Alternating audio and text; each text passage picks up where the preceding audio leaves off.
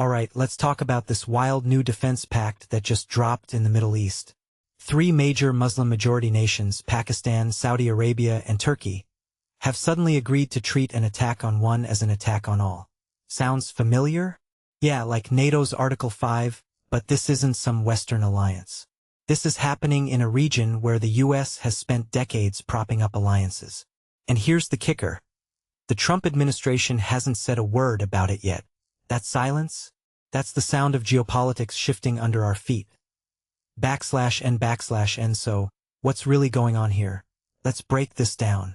First, the obvious. This pact isn't just about mutual defense. It's a signal. But to whom? To Washington? To Israel? To Iran? Maybe all three. Think about it, this comes right after the US-Israel war with Iran. A conflict that left a lot of Middle Eastern countries questioning America's reliability. The Saudis, Turks, and Pakistanis aren't dumb. They're saying, we're not taking sides, but we're not sitting ducks either. But here's the thing. None of these countries exactly see eye to eye on everything. Pakistan's got its own border issues, Turkey's juggling NATO and regional ambitions, and Saudi Arabia's been cozying up to Israel until, well, now. So this pact is less about unity and more about hedging bets. /n/n now, the US reaction, or lack thereof, is fascinating. The Trump team's been pushing allies to share the burden for years. Suddenly, three of their key partners are doing exactly that, without asking permission. From my perspective, this is a win-win for the White House. If the pact works, America's allies are stronger. If it backfires, not their problem. But here's what many analysts are missing. This could be the first crack in the US's Middle East dominance. Why? Because these countries aren't just building a defense deal, they're building a framework for strategic independence. Imagine if this pact evolves into something bigger. Suddenly, the US isn't the only sheriff in town. /n/n. And then there's the elephant in the room. The Abraham Accords. Trump's crown jewel for peace in the Middle East, which really meant Arab-Israel normalization.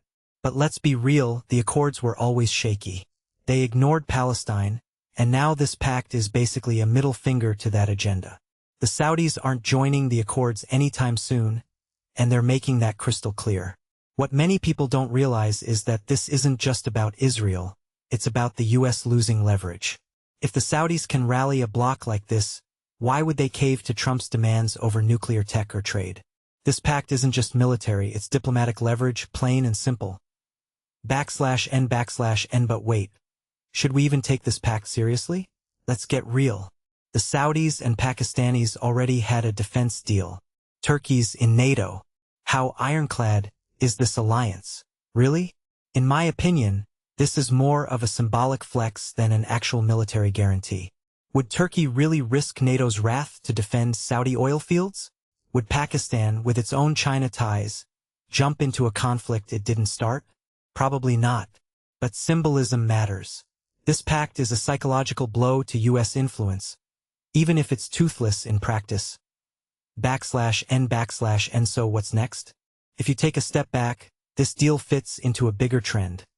The US is no longer the only game in town. Russia, China, and now regional blocs like this one are filling the void. The real question isn't whether this pact will last. It's whether the US can adapt to a world where its allies are calling more shots. And honestly, that's scarier for Washington than any military clause in a treaty. Because when your allies start playing chess while you're still setting up the board, you know the game's changing. /n/n. And let me know in the comments. Do you think this pact is the start of a post-American Middle East? Or just another temporary alliance that'll crumble under pressure? And if the US keeps losing influence, who benefits the most, China, Russia, or chaos itself?